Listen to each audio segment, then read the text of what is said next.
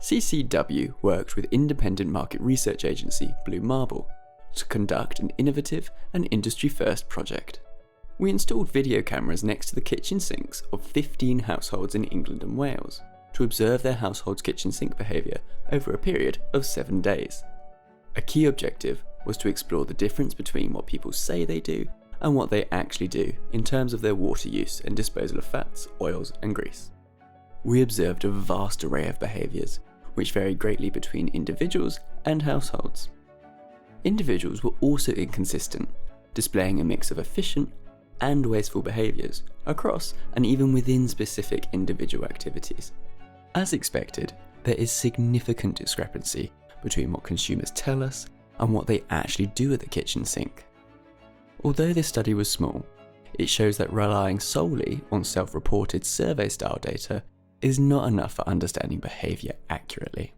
Chicken's about the biggest one that produces any fat. Depending on how much there was, so I'd put it into the food waste bin, or if not... Yeah, because you'd let it go solid and then scrape it out and put it in a food bin. So I'm filling the bowl up and, oh yeah, I'm getting rid of the dirt chicken stuff. Oh, you've been putting that in my bowl.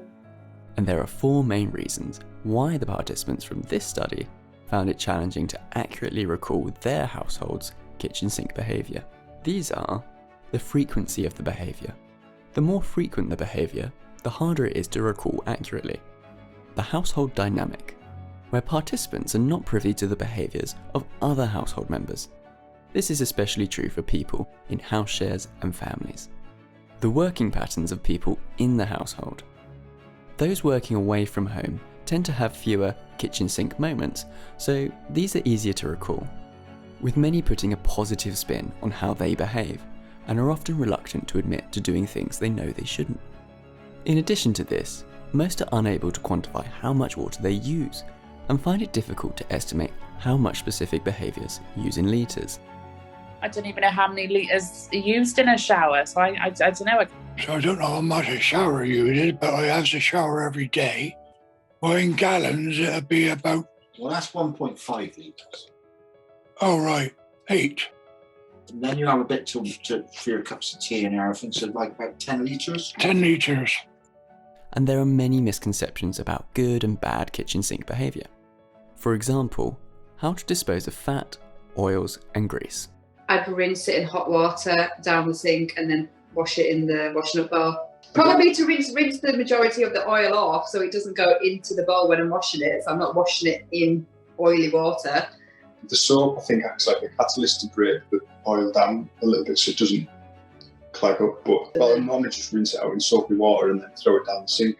Many do not know that water is not abundant in many parts of England and Wales, and that everyone needs to use water more efficiently to ensure there is enough for everyone now and in the future. I don't understand why we'd be getting a big increase in water demand. Because water is something like a natural source, isn't it? And it's not, I don't ever see water running out. Based on the findings from this research, there are various implications for the water sector and those that work within it. Water sector communications could do more to help change behaviour, potentially by focusing on the following.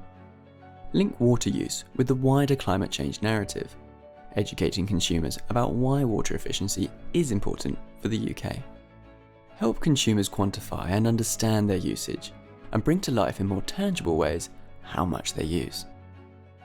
Focus on a small number of water-efficient kitchen sink behaviours, and provide simple tips for helping consumers to change behaviour.